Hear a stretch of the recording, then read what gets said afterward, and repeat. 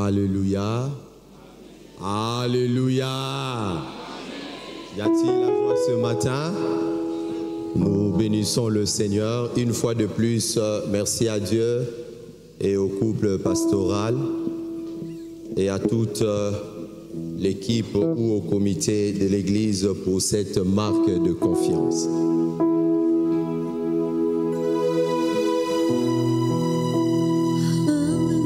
La sécurité, je peux avoir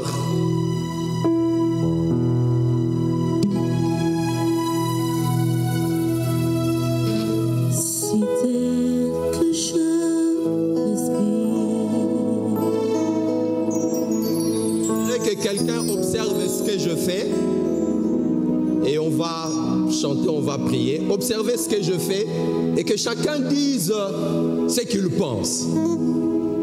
Alléluia. Quand je fais ça, qu'est-ce que je fais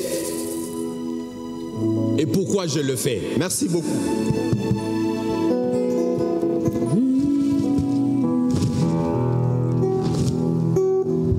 Baissons nos têtes.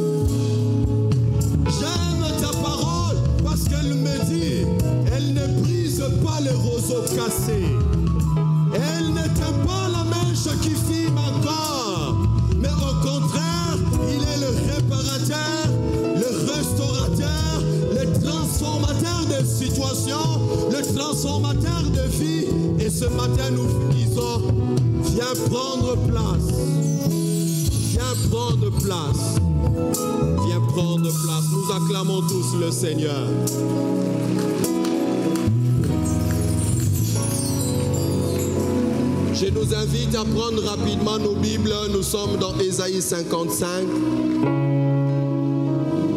Ésaïe 55, le verset 10 et 11.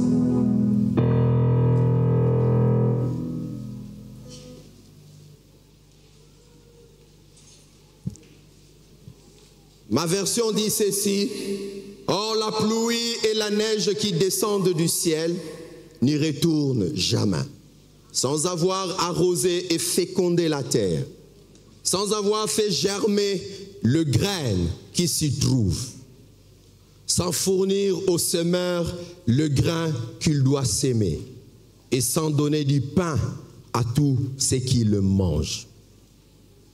Il en sera de même de la parole que j'ai prononcée. Elle ne reviendra jamais vers moi à vide, sans avoir accompli ce que je désire, et c'est sans avoir atteint le but que je lui ai fixé. Est-ce qu'on peut acclamer la parole de Dieu?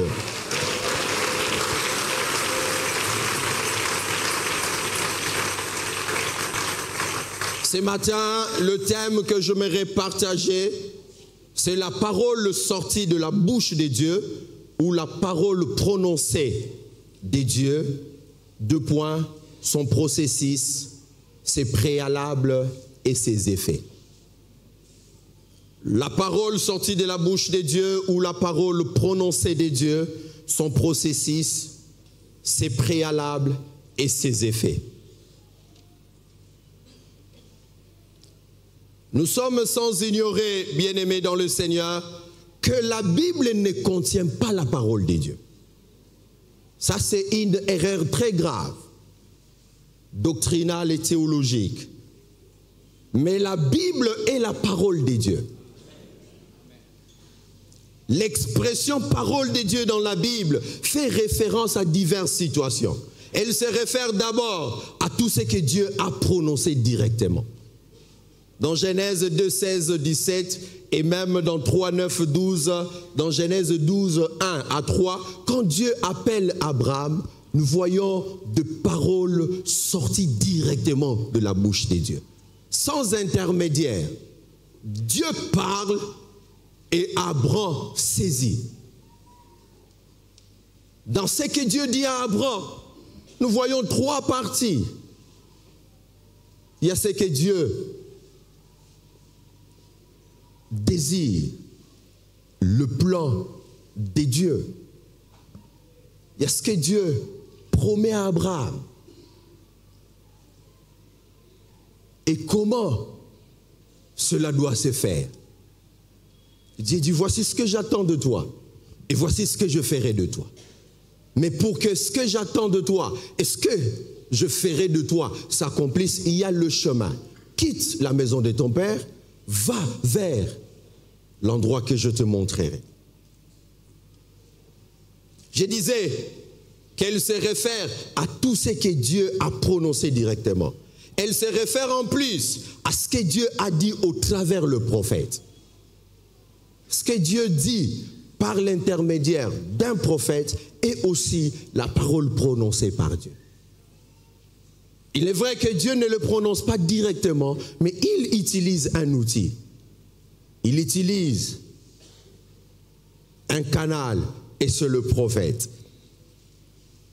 Cette expression s'applique aussi à ce que les apôtres du Nouveau Testament ont déclaré. Actes 13, 16 à 41.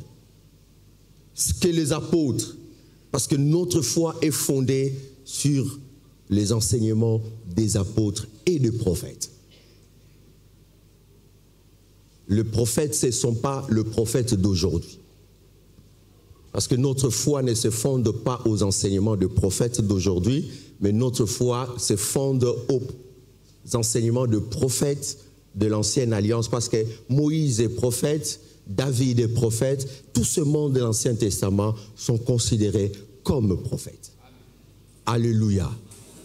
C'est que le prophète d'aujourd'hui peut dire, c'est juste une orientation, une direction par rapport à une vie. Mais un prophète ne peut pas donner un enseignement qui fondera ta foi. Un pasteur ne peut pas donner un enseignement qui fondera ta foi en dehors de ce que les apôtres et les prophètes ont eu à dire. Alléluia. Alléluia. Elle concerne aussi tout ce que Jésus a dit. Pourquoi? Parce que Jésus est lui-même la parole faite chair. Jésus est Dieu. Jésus est la parole. J'aime Jean 1,1 qui dit « Au commencement était la parole ». Et grammaticalement, on peut dire, ça peut s'interchanger. Au commencement, Dieu était la parole. Alléluia. Donc ces textes nous montrent que tout ce que Jésus a eu à dire est la parole de Dieu. Et la parole prononcée par Dieu. La parole de Dieu est éternelle. Elle subsiste dans tous les âges et dans tous les lieux. Elle ne dépend pas d'un endroit particulier, non. Elle est éternelle, elle peut toucher aujourd'hui, elle peut transformer aujourd'hui, mais le faire aussi demain. Et même après-demain, tant que le jour et la nuit subsisteront, la parole de Dieu continuera à agir. La parole de Dieu continuera à se manifester parce qu'elle est éternelle. Elle ne change pas. Elle ne peut pas, elle ne dépend pas des circonstances politiques, culturelles, sociales. Elle reste la parole de Dieu. Même si l'homme peut évoluer, mais la parole n'évolue pas. Oh, le monde a évolué, il y a maintenant le mariage homosexuel. Non, la parole n'évolue pas. Elle est éternelle parce qu'elle ne change pas. Celui qui le déclare ne change pas. Il est le même hier, aujourd'hui et éternellement. Alléluia. Je disais, elle subsiste dans tous les âges et s'applique dans tous les lieux. Elle est puissante et capable de tout parce qu'elle est créatrice. Dans Jean 1, à partir du verset 2, l'on nous dit l'esprit s'est mouvé. Et Dieu dit, la parole sortit. La parole de Dieu, elle est créatrice. Elle fait apparaître des choses là où elles n'existaient pas. Si l'homme a besoin de la matière première pour fabriquer, pour inventer, mais Dieu, lui, n'a pas besoin de la matière première. Il n'ayant, il peut donner une forme. Du néant, il peut changer quelque chose. Lui, il n'a pas besoin de quoi que ce soit, il a juste besoin de sa parole. Toi, tu as besoin de certaines choses mélangées et tout ça pour. Mais Dieu a juste besoin de sa parole. Il suffit qu'il parle, peu importe les lieux, peu importe ton nom, peu importe ton histoire, peu importe ce que tu as été, mais si la parole qui sort de la bouche de Dieu, t'est appliquée, tu verras ton néant changer. Parce que ma Bible me dit, au commencement la terre était tohu bohu, informe et vide. Il n'y avait rien à y envier. Mais lorsque la parole fut sortie, le vide est devenu habitable. L'informe a eu une forme merveilleuse. Ce matin, je suis venu dire à quelqu'un, crois en ces cantiques, sans toi, je ne suis rien et je ne peux rien. J'aime ce que le frère Vernon disait, moi et Dieu, c'est plus que la majorité. Moi et Dieu, c'est plus que ceux qui ont des comptes en banque. Moi et Dieu, c'est plus que tous ceux qui ont des diplômes et des avenirs assurés. Parce que moi et Dieu, je puis tout. Est-ce que je parle à quelqu'un ce matin? Elle est créatrice. Elle peut, comme je l'ai dit, amener à l'existence à des choses qui n'existent pas. Elle peut changer des situations.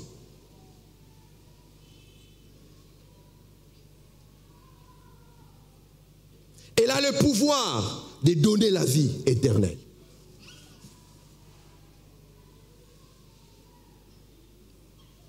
Les parents ont eu la grâce et ils ont eu un enfant. Mais en collaboration avec Dieu, ils n'ont donné qu'une vie temporaire, une vie passagère.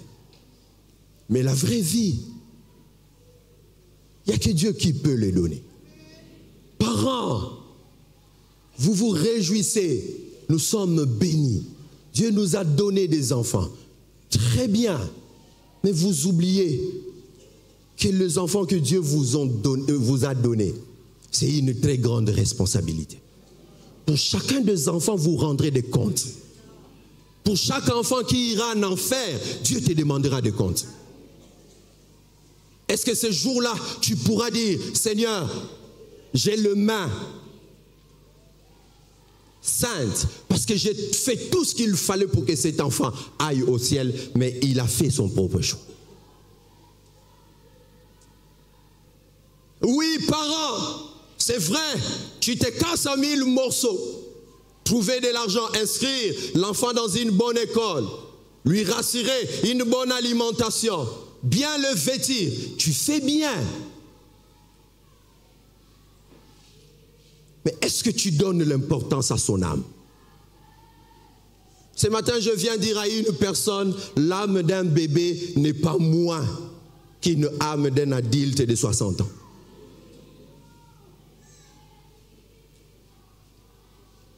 Aux yeux de Dieu, cet enfant de 3 ans a un grand prix. Cet enfant de 5 ans a un grand prix.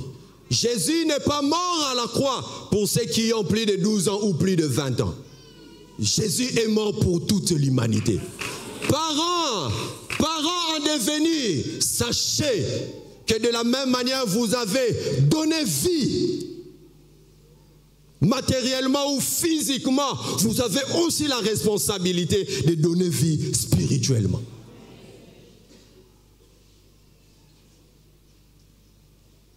Est-ce que tu peux dire à ton voisin, l'enfant est important?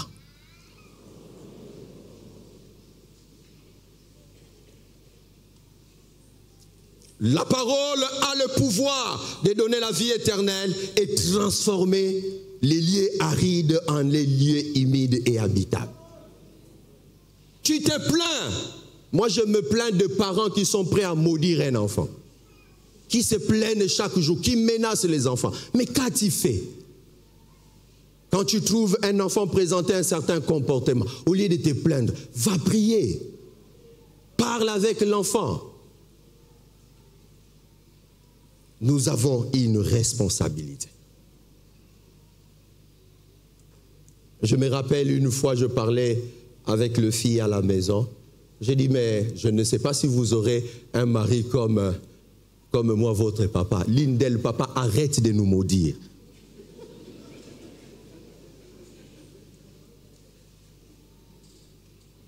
J'ai changé directement. J'ai dit, oh, j'ai béni Dieu parce que vous aurez des maris plus grands, plus intelligents, plus puissants que moi. Alléluia! Elle est aussi une source de grâce, de puissance et de révélation.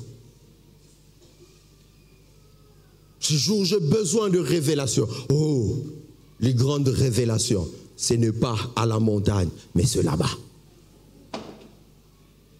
La puissance ne se trouve pas ailleurs, mais c'est là. Prions, nous faisons une très bonne chose, mais la prière sans la parole n'est rien. Je disais, elle est la source de grâce, de puissance et de révélation. Elle est aussi l'épée que Dieu donne pour combattre Satan. Elle a le pouvoir de juger à la fois. Dans Apocalypse, on présente la parole comme une épée à double tranchant. Elle peut te permettre de détruire l'ennemi, mais elle te juge aussi de l'autre côté. Le texte d'Ésaïe 55, 10 à 11 s'inscrit dans un contexte particulier. Le chapitre 55 de ce livre prophétique traite, lorsque nous voyons déjà au verset 1, on peut déjà lire tout ce que le chapitre dit. Le chapitre 55 de ce livre traite de l'offre d'Isaïe à ceux qui ont soif. Le verset 1 insiste. Il dit la parole de Dieu est donnée pour tout le monde, mais elle ne s'accomplit pas dans tout le monde. Les choses qui se diront ici sont disponibles pour tout le monde, mais ne se vivront pas par tout le monde. Même quand tu diras Amen, même quand tu s'aimeras,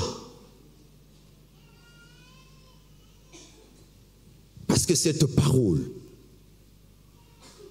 est destinée à ceux qui ont soif.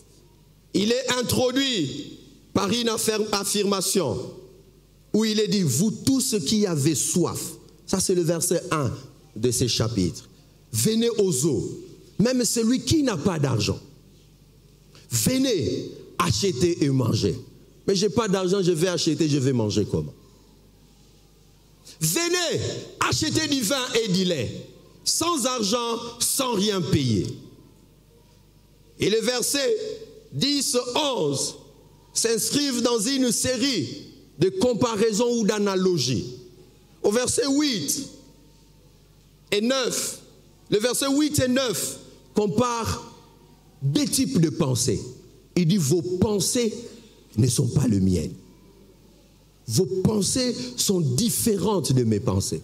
Vos voix ne sont pas mes voix. Vos principes ne sont pas mes principes. Il fait l'analogie ou la comparaison. Il montre que le pensée et le vie de Dieu sont très différentes à celles des hommes. Là, il place déjà le base. Il dit, quelles sont vos considérations?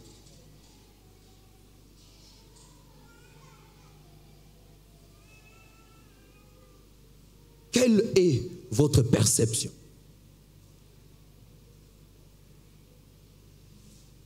Les versets 10 et 11 que nous avions lus font une comparaison. Dieu veut parler de sa parole. Mais pour bien l'expliquer, il prend un symbolisme. Il utilise le symbolisme, il prend un symbole. Et le symbole, c'est la pluie. Il compare sa parole à la pluie. Pourquoi? Parce qu'il veut que tu comprennes bien ce qu'est sa parole, ce que fait sa parole. Quelles sont les conditions pour que sa parole s'accomplisse?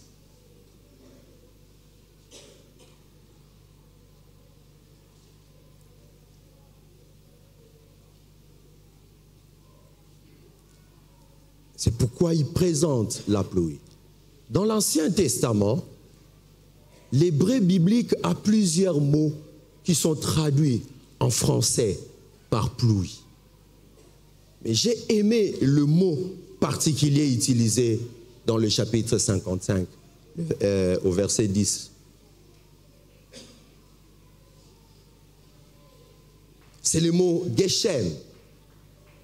Et ce mot Geshem vient d'une racine qui se traduit par être arrosé. En d'autres termes, le mot Geshem, qui veut dire pluie, peut plus se comprendre par le fait d'être arrosé par de l'eau qui tombe. Et déjà, ce mot utilisé ici, quand il est comparé à la parole de Dieu, montre déjà l'intention de Dieu.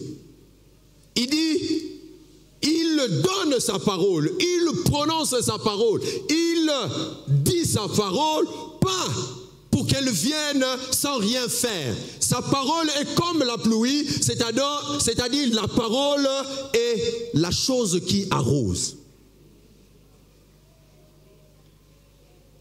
J'aimerais que la communication, si c'est possible, de me balancer les deux images.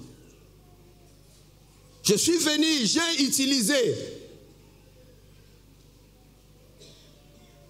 un instrument. Cet instrument, lorsqu'on l'utilise, déjà en français, c'est parapluie. C'est-à-dire, empêcher la pluie de te toucher. C'est un instrument que l'homme utilise consciencieusement et libéralement. Lorsque nous voyons cette femme, elle est sous la pluie, mais elle a cet instrument. Cet instrument lui permet de ne pas être touché par l'eau. Même si la pluie tombe, mais la pluie ne l'atteindra pas. Alléluia. La deuxième image.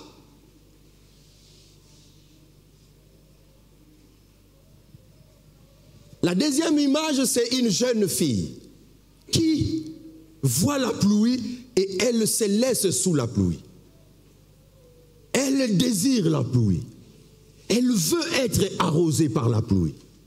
Elle est là, elle se laisse toucher par la pluie. Elle se laisse arroser par la pluie. Et ces deux images reflètent deux types d'hommes. Quand la pluie tombe à Rigini, elle tombe partout. Mais elle n'arrose pas tout le monde. Pourquoi? Parce que quand elle tombe, elle peut nous trouver dans cette salle et cette salle va servir d'obstacle. Elle ne pourra pas nous arroser. Tout comme Maman Adrien m'a donné cet instrument que j'utilise pour dire, pasteur, je ne veux pas que tu sois arrosé par la pluie. Quand tu seras au bureau et qu'il y a la pluie, tu vas l'utiliser. Et là aussi, c'est la volonté de l'homme qui dit non à la pluie, ne m'arrose pas. Est-ce que quand j'ai cette parapluie et que je ne suis pas arrosé, j'accuserai la pluie? Est-ce que j'accuserai la pluie? Je dirais la pluie est impuissante. Est-ce que je dirais la pluie est incapable de m'arroser? Non, c'est ma propre volonté. C'est pourquoi le même prophète dit, la main de l'Éternel n'est pas courte pour te toucher. Mais il y a des parapluies, il y a des toitures, il y a des maisons qui se rigent en obstacle. C'est pourquoi tu n'es pas touché. La parole de Dieu n'est pas moins faible, n'est pas moins puissante qu'hier, mais seulement le problème, c'est les obstacles que nous avons. Cette pensée de Geshem nous montre que la pluie arrose toujours. Elle ne rate jamais sa cible. Quand la pluie tombe et qu'elle vient vers toi, mais il y a un obstacle, la pluie a atteint sa mission parce qu'elle est venue vers toi. Elle est venue vers toi. A-t-elle atteint la cible? Oui. Parce qu'elle te suit partout où tu es. Et elle arrose. Mais c'est toi qui ne veux pas être touché. Et là, le problème, ce n'est pas la pluie. Le problème, c'est toi.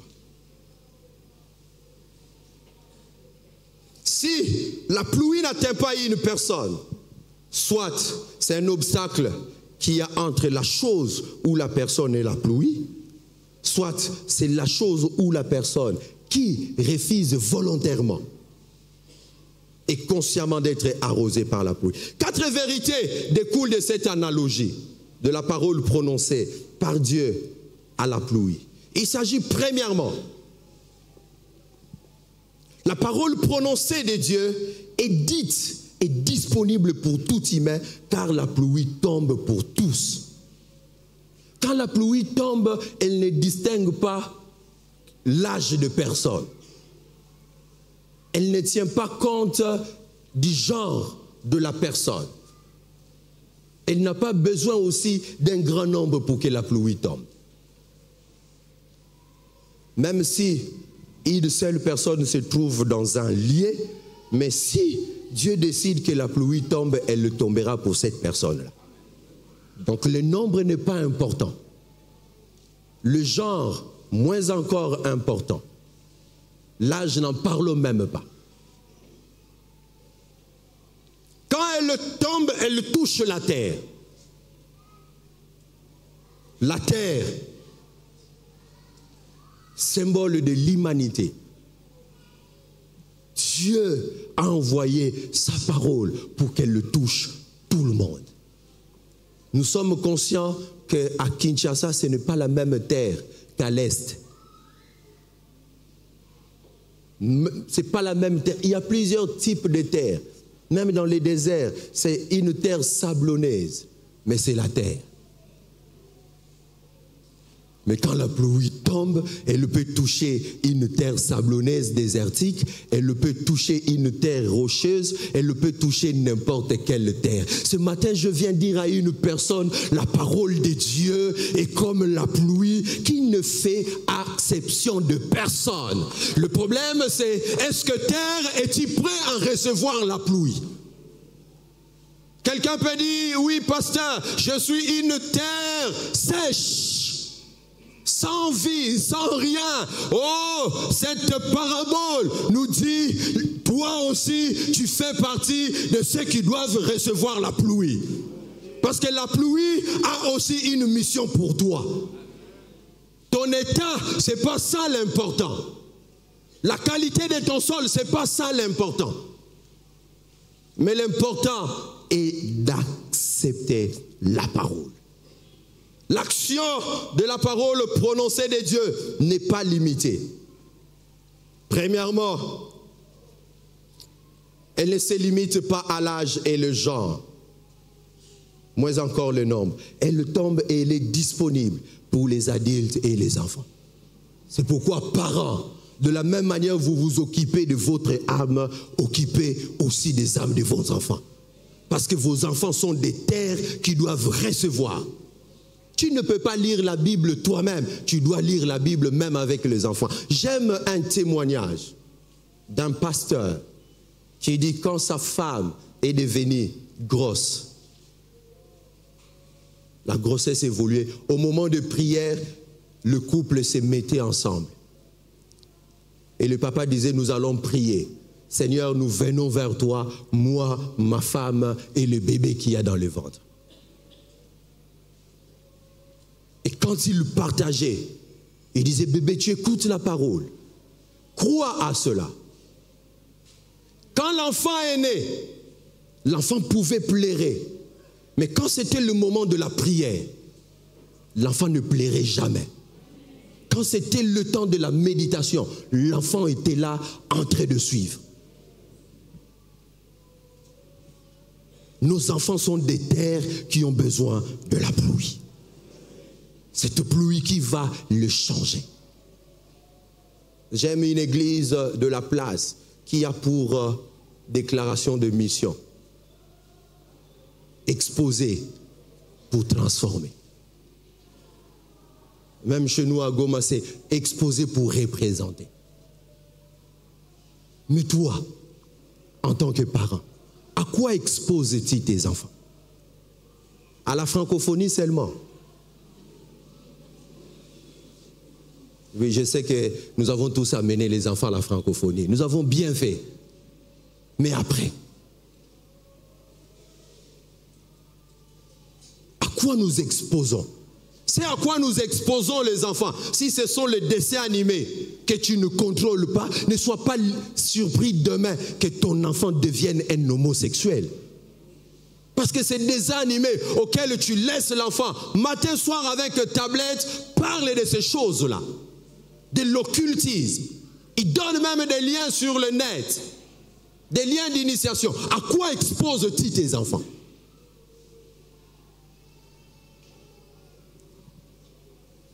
À quoi exposes-tu ta famille?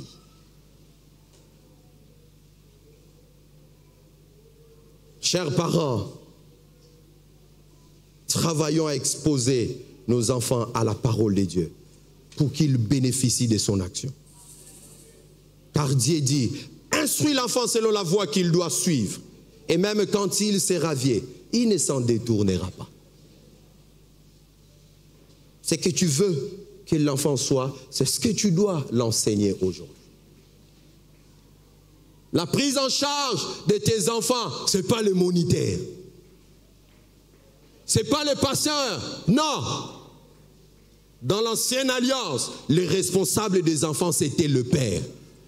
Car la loi dit, transmets cette loi à tes enfants et tes enfants à leurs enfants. La première responsabilité spirituelle des enfants, ce n'est pas le pasteur, ce n'est pas le moniteur, mais c'est vous le parent. Papa, tu es le premier pasteur de ta maison. C'est pourquoi de l'autre côté, Paul le dit dans les critères pour être un ancien, un leader, un pasteur spirituel, il dit, tu dois être capable de gérer ta maison.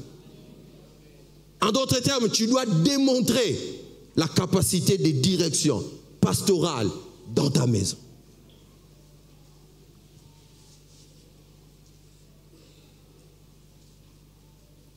L'action de la parole de Dieu ne se limite pas au rang social, au statut civil, au niveau intellectuel ou professionnel. Car la pluie tombe pour tout le monde. Quand tu te considères, comment te considères-tu? Il faut comparer avec la terre. La parole de Dieu, elle est vraie. Vrai. Deuxièmement, la parole prononcée de Dieu agit sur tous les humains n'agit pas sur tous les humains parce qu'il y a des obstacles. Cet obstacle est une conséquence de l'action de l'homme. Quand je mets une parapluie sur moi, si la pluie ne me touche pas, sur moi, de même la parole de Dieu n'opère pas parce que l'action de l'homme empêche la parole de Dieu.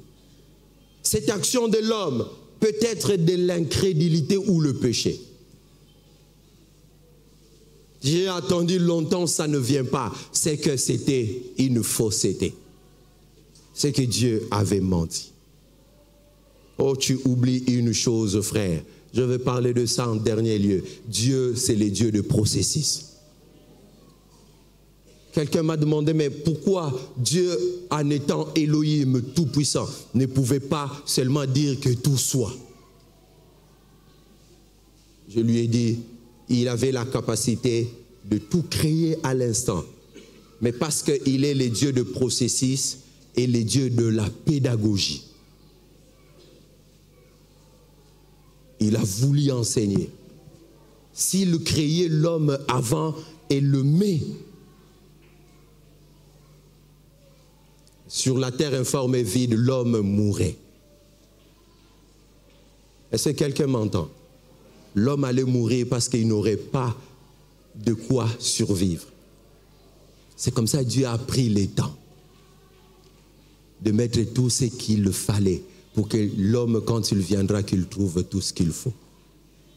Mais Dieu savait qu'il me créerait en dernier. Mais pourquoi il a commencé par me dire, voici ce que je ferai de toi?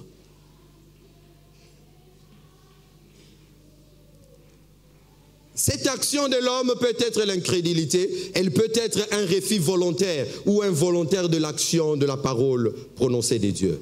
2. La parole prononcée de Dieu produit de multiples effets.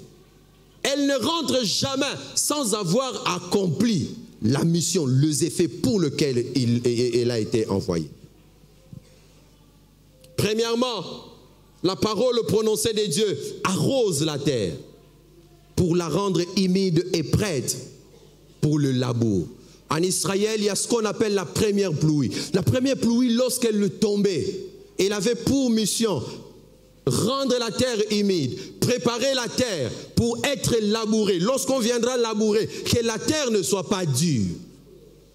Il y a une première dimension de la parole qui est lancée, qui a pour mission de préparer. Et je parle à une personne ce matin. Tu n'as jamais reçu la parole dans ta vie. Tu n'as jamais été enfant de Dieu. Mais je viens ce matin t'annoncer qu'il y a la parole qui t'est donnée pour préparer ton cœur afin que tu reçoives et que ta vie soit transformée. Personne ne dira que moi je ne pouvais pas décider pour suivre Jésus parce que je n'avais pas les atouts. Non. Quand la parole est lancée, il y a cette première dimension. Elle vient préparer. Et l'Esprit vient mettre la conviction de la justice, du jugement et du péché. Une parole qui vient préparer le cœur. Une parole qui vient préparer. C'est pourquoi Dieu ne t'appellera pas à un ministère s'il ne commence pas par te montrer là où il veut t'amener. Il te montre. Comme je l'ai dit, mais il savait que je serais là après 20 ans. Mais pourquoi il m'a dit ça il y a 30 ans passés? C'est une parole qui vient pour te préparer. Sache que le temps vient.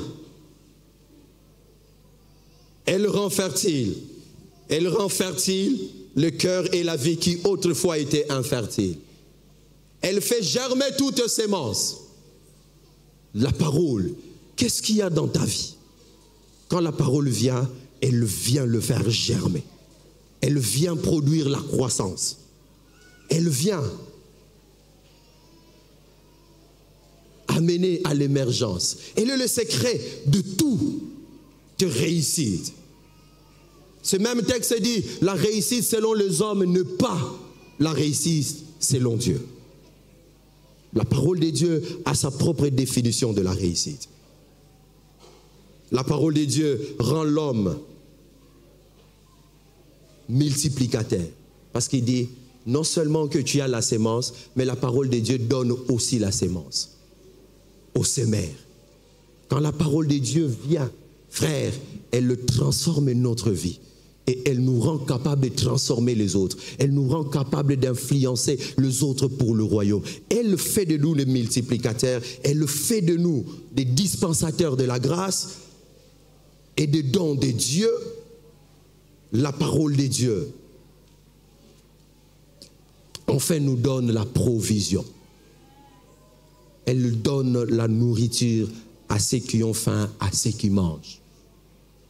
Mais pasteur, moi je ne pas. Mais est-ce que tu manges? La parole de Dieu nous rassure la provision nécessaire pour notre marche avec Dieu. Et je m'aimerais terminer en disant que la parole de Dieu est un processus. Dans ces textes, on commence par la préparation. La préparation conduit à la germination, à la croissance de la sémence. et elle passe de la croissance, elle le rend fertile. Quand la parole vient, peu importe ce que l'on a été, peu importe le degré de l'infertilité, mais la parole de Dieu chasse l'infertilité. Et ce matin, je prie que cela soit ainsi pour toi. Quand l'infertilité est chassée, il y a la transformation, il y a la croissance. C'est en ces moments, quand nous traversons au travers de ces trois étapes, que nous pouvons devenir des multiplicateurs et des dispensateurs. Nous voulons être des dispensateurs, nous voulons être des multiplicateurs, nous voulons avoir la provision nécessaire. Mais est-ce que nous passons par ces étapes? La parole de Dieu est là. Baissons nos têtes ce matin.